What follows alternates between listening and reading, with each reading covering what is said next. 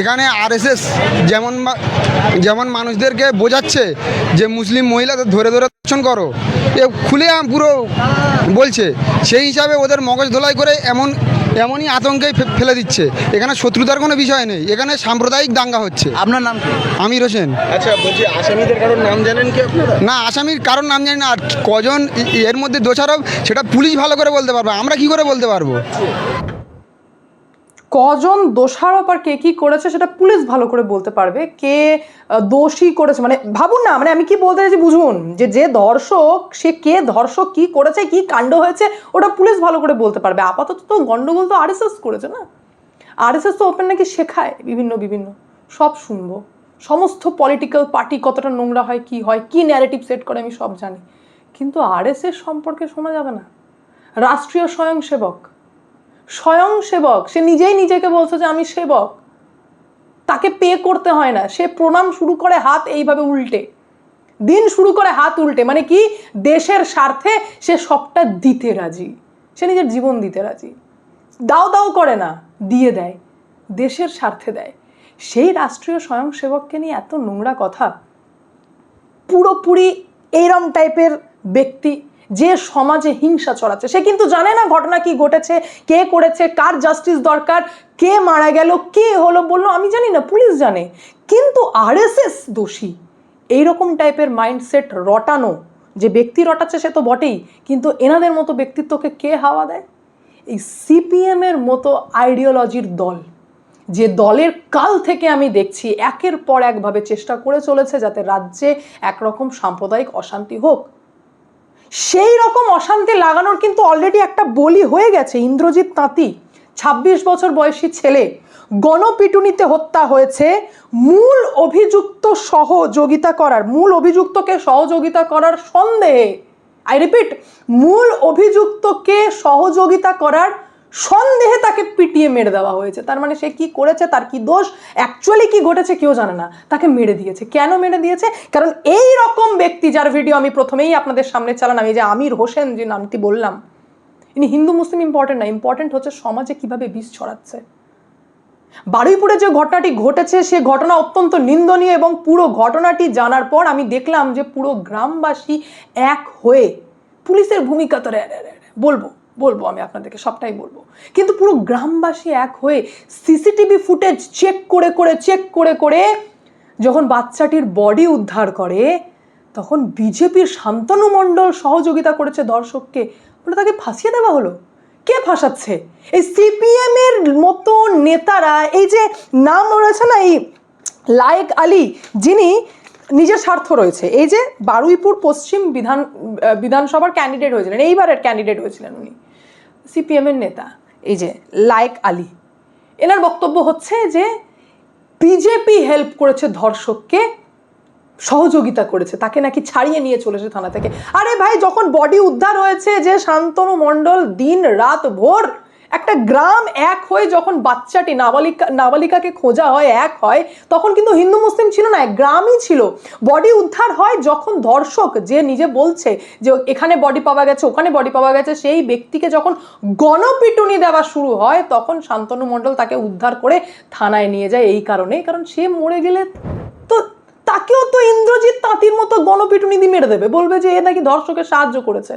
তাহলে তার হয়ে সাফাই দেওয়ার তো কেউ থাকবে না। মানে তাকে ঘেরার একদম দারুণ একটা প্ল্যানিং, এই মার একটা মব আসবে, মেরে দিয়ে বেরিয়ে চলে যাবে, কেউ কাউকে চেনার নেই, কেউ কাউকে দেখার নেই, কেউ কাউকে জাস্টিস দেওয়ার নেই, তাই তো?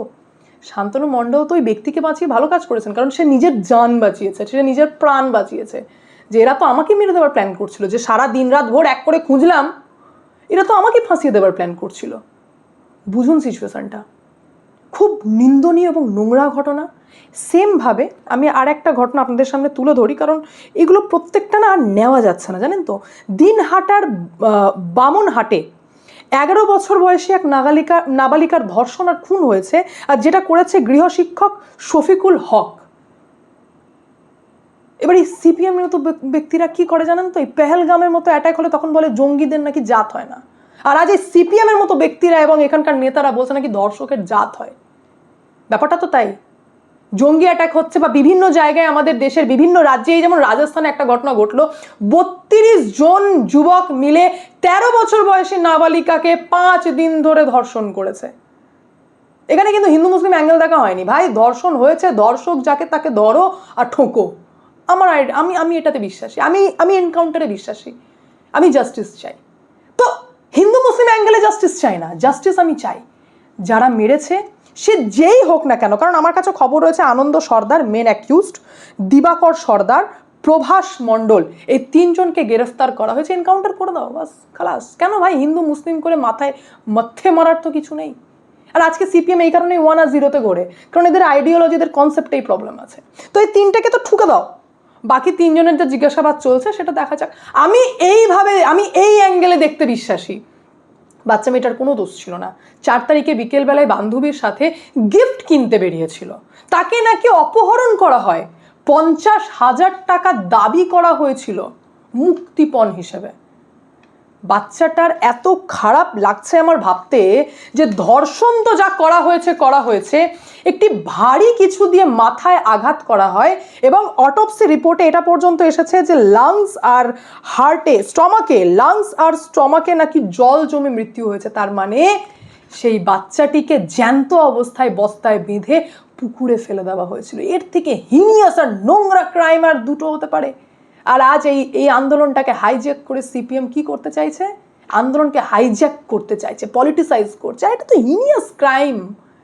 এখানে তো ইমিডিয়েটলি প্রত্যেকের এক হয়ে যে ধর্ষক তাকে ঠুকে দাও। জাতপাত কিসের? জাতপাত কেন চলছে? সেম ভাবে আমি আপনাদেরকে আরেকটা ঘটনা জানাই যে এটাকে নিয়ে অ্যাকশন কি নেওয়া হয়েছে। দেখুন, পুলিশের ভূমিকা যদি আজকে ভালো থাকতো তাহলে সাধারণ লোকরা এক জায়গায় এসে ওই সিসিটিভি ফুটেজ নিজেরা দেখে একের পর এক তার মিলিয়ে তারাই শেষ পর্যন্ত এক জায়গায় গিয়ে বডি উদ্ধার করেছে। তাহলে তাদেরকে এত অ্যাক্টিভ হতে হতো না। বা রাত থেকে যখন থেকে বাচ্চা মেয়েটিকে খুঁজে পাওয়া যাচ্ছে না, 4 জুলাই যেদিন থেকে মানে মিসিং ডায়েরি করা হয়েছে, সেদিন থেকে যদি পুলিশ অ্যাক্টিভ হতো, যদি মমতা ব্যানার্জির তৈরি করা কনসেপ্ট 12 বছরের মেয়ে হয়তো পালিয়ে গেছে, হয়তো প্রেম করছে, এই কনসেপ্ট যদি পুলিশের মাথায় না ঢোকানো থাকতো তাহলে হয়তো পুলিশ আরও বেশি অ্যাক্টিভ হতো, মেয়েটাকে হয়তো আমরা বাঁচাতেও পারতাম। কিন্তু পুলিশ ঢিলে ভাবতে থেকে গেছেন আগের সরকারের মতো, যে সরকার তো পরিবর্তন হওয়ার 2 মাস হয়েছে, হয়তো মেয়েটা পালিয়ে গেছে, হয়তো মেয়েটা প্রেম করছে। বুঝুন সিচুয়েশনটা। তারপর পুলিশ অ্যাক্টিভ হয়েছে। পুলিশ অ্যাক্টিভ যদি প্রথম থেকে হতো তাহলে মব লিঞ্চিং হতো, গণপিটুনি হতো না। পুলিশ যদি অ্যাক্টিভ হতো তাহলে মব এক জায়গায় তো আসতো না, তাদের বিক্ষুব্ধ জনতা মানে ক্ষিপ্ত জনতা। কেন? কারণ মানুষ রেগে যাচ্ছে, কারণ কোনো অ্যাকশন হচ্ছে না এটা দেখে। তাহলে প্রাইমারি তো পুলিশকে কোয়েশ্চেন করতে হবে না যে ভাই আপনাদের ভূমিকা কি? প্রথম থেকে যদি আপনি অ্যাক্টিভ থাকতেন তাহলে না লোক এক জায়গায় হতো না। আমি এটাকে সাপোর্ট করি না। এই যে রেল লাইন 5 ঘন্টা ধরে বন্ধ করে দাও, একটা করে ট্র্যাক তোলো, বাইরে রেখে দাও, পুলিশের গাড়িতে আগুন লাগিয়ে দাও, পুলিশকে পাথর ছোড়ো। এই আইডিওলজি কোথায় থেকে আসছে যে পাথর ছোড়ো? কেন্দ্রীয় বাহিনীকে পর্যন্ত অ্যাটাক করা হয়েছে, সেই মবকে কন্ট্রোল করার জন্য পুলিশকে লাঠিচার্জ করতে হয়েছে। এবং সমস্ত কিছু দেখার পর সিপিএম হয়ে মুসলিম মেয়ে আর হিন্দু ধর্ষক, এটা কি অ্যাঙ্গেল দেখা হচ্ছে? আর তারপর কোনো কিছু হোক না হোক আরএসএস, তার মানে জাস্টিসের থেকে এখানে অনেক বেশি কনস্পিরেসি কাজ করছে, যা পরিষ্কার বোঝা যাচ্ছে যে টার্গেট সেট করা হচ্ছে আর ইন্টেনশনালি সাম্প্রদায়িক অশান্তি রাজ্যে লাগিয়ে দেওয়ার চেষ্টা করা হচ্ছে। হ্যাঁ না? সেম ভাবে আমি তো আপনাদেরকে দিনহাটার ঘটনাও বললাম, আর সেম ভাবে ওই একই বারুইপুরের পুকুর থেকে 72 ঘন্টা যেতে না যেতে আর একটা বডি উদ্ধার হয়, কৃষ্ণকান্ত হালদার, যার বডি উদ্ধার হতেই পুলিশ বলে ট্রেন থেকে ঝাঁপ দিয়েছে। নাম শুনে তো বোঝাই যাচ্ছে কোন জাতি। ট্রেন থেকে ঝাঁপ দিয়েছে। তো ট্রেন থেকে যদি ঝাঁপ দেয় তো ট্রেনের আশেপাশের লোক কি বোবা?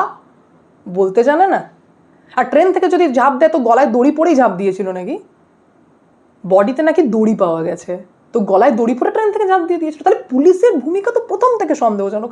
কাকে বাঁচানোর চেষ্টা করছে, কোন অ্যাঙ্গেল থেকে খেলছে, কেন কি করছে? ভাই যেটা সত্যি মানুষকে জানিয়ে দাও, তাহলে তো এই সাম্প্রদায়িক অশান্তি হয় না। কারণ সিপিএম তো বসেই রয়েছে, সিপিএম এই লায়েক আলীর মতো নেতারা তো বসেই রয়েছে যে একটা ন্যারেটিভ তুলে আমরা শুরু করে দিই রাজ্যে, আজাদি আজাদি, এটাই তো করবে।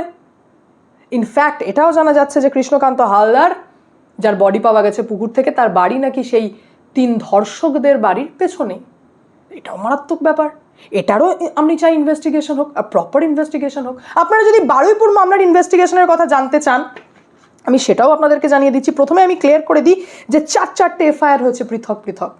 দেখুন, পক্সো হবে এটা স্বাভাবিক, খুন ধর্ষণের ধারা জারি হবে মানে লাগু হবে এটাও স্বাভাবিক। যেমন আমি আপনাদেরকে ধারা পর্যন্ত ক্লিয়ার করে দিই, যেমন বিএনএস এর সেকশন 65 ধর্ষণ, গণধর্ষণ সেকশন 2103 খুন, 238 তথ্য প্রমাণ লোপাট এবং 61 অপরাধমূলক ষড়যন্ত্রের ধারায় মামলা রুজু করা হয়েছে এবং তার পাশাপাশি পক্সো অ্যাক্ট সেকশন 6 এর মামলা রুজু করা হয়েছে। কিন্তু বাকি আরও এফআইআর করা হয়েছে। একটা হচ্ছে গণপিটুনির, কারণ ওটা কেন ঘটলো, সন্দেহের কারণে মেরে দেওয়া একটা ব্যক্তিকে, এটারও জঘন্য অপরাধ। এবং তার পাশাপাশি পুলিশ এবং কেন্দ্রীয় বাহিনীর গাড়িকে অ্যাটাক করা, আগুন লাগিয়ে দেওয়া, এটাও জঘন্য অপরাধ। তো 4টি এফআইআর তো দায়ের হয়েছেই। তার পাশাপাশি যেটা ঘটেছে সেটা হচ্ছে যে এই যে বারুইপুরের অ্যাডিশনাল এসপির নেতৃত্বে 6 সদস্যের এসআইটি গঠন করা হয়েছে এবং যার জন্য এই এসআইটি, এই স্পেশাল ইনভেস্টিগেশন টিমই 3 জনকে অলরেডি অ্যারেস্ট করে নিয়েছে এবং বাকি 3 জনের জিজ্ঞাসাবাদ চলছে। টোটাল 6 জন রয়েছে, 3 জন তো অ্যারেস্টেড, বাকি 3 জনকেও জিজ্ঞাসাবাদ করা চলছে। তাহলে এটা হচ্ছে অ্যাকশন। ইনফ্যাক্ট 14 জুলাই পর্যন্ত বারুইপুর, সোনারপুর এবং নরেন্দ্রপুর থানা এলাকায় বিএনএসএস 163 লাগু রয়েছে, অর্থাৎ কেউ এক জায়গায় একত্রিত হবে না। কিন্তু সিচুয়েশন এত খারাপ তো যাওয়ারই ছিল না। এ তো পুরোপুরি ভড়কাও একটা সিচুয়েশন তৈরি হলো যেখানে পুলিশের ভূমিকা অত্যন্ত সন্দেহজনক। এবার আমার কোয়েশ্চেন হচ্ছে যে রাজ্যের মুখ্যমন্ত্রী শুভেন্দু অধিকারীকে, মাননীয় শুভেন্দু অধিকারী, আপনি সরকারে আসার আগে তো অনেক কথাই বলেছিলেন। এবার আপনি প্লিজ বাংলার ওই প্রবাদটাকে সত্যি করবেন না যে ফাঁকা কলসি বাজে বেশি। আমি বলতে বাধ্য হচ্ছি, কারণ এই ধর্ষক আমি নিজের চোখে দেখবো, সে ধর্ষক, একটা বাচ্চা মেয়ের বডি বেরোবে আর সে ধর্ষক, সে পুলিশি হেফাজতে আছে, আইনে যাবে। আরে সে তো বাচ্চাটাকে মেরেছে এই কারণে যাতে 10 বছর ধরে চলুক না মামলা, তারপর সে রেহাই পেয়ে যাবে। তারপর সে, এটাই তো আমাদের আইন কানুন। বাচ্চাটি বেঁচে থাকলে নিজের মুখে স্টেটমেন্ট দিত, তাহলে তাকে মেরে দাও, 10 বছর পর তো আমি ছাড়া পেয়ে যাব। এটাই তো আমাদের ভারতীয় আইন কানুন, এটাই তো বলছে। Lack of এভিডেন্সের বাহানায় ঠোঁকো। সরকার তো আমরা এই কারণেই পরিবর্তন করেছিলাম না যে আমরা ইউপির মডেল চাই, আমরা যোগী মডেল চাই। এখানে হিন্দু মুসলিম জাত, কে খ্রিস্টান কে পাঞ্জাবি, আই ডোন্ট কেয়ার। যে ধর্ষক দিনে ধরা পড়েছে, রাতে ঠুকে দাও, সব ঠান্ডা। তাহলে সরকারকে এইভাবে স্টেপ নিতে হবে, কারণ আমাদের তো বর্ষা উঠে যাচ্ছে, সেই কারণেই গ্রামবাসী এক হয়ে বলছেন চলো ভাই আমরাই জাস্টিস দিয়ে দিই। এই কারণেই না, সরকার যদি অ্যাক্টিভ হয়, সরকার যদি বুলডোজার চালায়, সরকার যদি অ্যাগ্রেসিভলি এগিয়ে আসে, তাহলে এই মামলাগুলি কিন্তু এত বাড়েই না। শুভেন্দু অধিকারী ভরসা দিয়েছেন, নির্যাতিতার বাবা বলছেন যে আমাদের ভরসা রয়েছে, তামান্নার মা বলছেন যে আগের সরকার তো ফেল না, অ্যাটলিস্ট এই সরকারের কাছে আমরা জাস্টিস আশা করতে পারি। পুরো বাঙালি পশ্চিমবঙ্গের মানুষের না, শুভেন্দু অধিকারীর যে ডায়লগ দিয়েছেন মাননীয় মুখ্যমন্ত্রী, ওনার কথাতে প্রচুর ভরসা রয়েছে। তো আমরা এখনও আশাবাদী যে আপনি চরম অ্যাকশন নেবেন, আর এটা নিন। কারণ এটা যে অ্যাঙ্গেলে যাচ্ছে, এতে হিন্দুরা বদনামিত হচ্ছে, আরএসএস এর বদনাম হচ্ছে, যেটা সমাজ ভালোভাবে নেবে না। এবং এটা হিন্দুদের রীতেও নয়, এটা সমাজের রীতে নয়, এটা একটা সাম্প্রদায়িক দিকে যাচ্ছে, যেটা ঠিক হচ্ছে না।